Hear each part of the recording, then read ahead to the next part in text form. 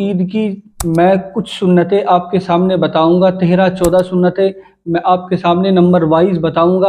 چنانچہ ہم اپنے آپ کو ان سنتوں کے مطابق ہی تیار کریں۔ ہم بہت ساری چیزیں اپناتے بھی ہیں لیکن ہمیں معلوم نہیں ہوتا کہ کیا یہ عیدین کی سنتیں ہیں۔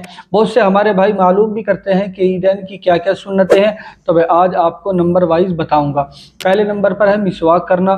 مسواک کی بہت زیادہ فضیلتیں ویسے بھی ہیں، مسواک کرنے کے بہت سارے فائدے ویسے بھی ہیں، اور اس کے اوپر ہم نے کلپ بھی بنا رکھی ہے، لیکن عید کے دن مسواک کرنا یہ سنت ہے۔ اسی طریقے سے دوسرے نمبر پر غسل کرنا، یعنی عید کے دن غسل کرنا، غسل کر کے نماز پڑھنے کے لیے جانا، یہ سنت ہے۔ اور تیسرے نمبر پر خوشبو لگانا یعنی عطر وغیرہ استعمال کرنا، یہ عید کی سنتوں میں سے ہے۔ اور چوتھے نمبر پر اچھے کپڑے پہننا، یعنی اپنی حیثیت کے مطابق اچھے کپڑے پہن کر عید کی نماز کے لیے جانا، یہ بھی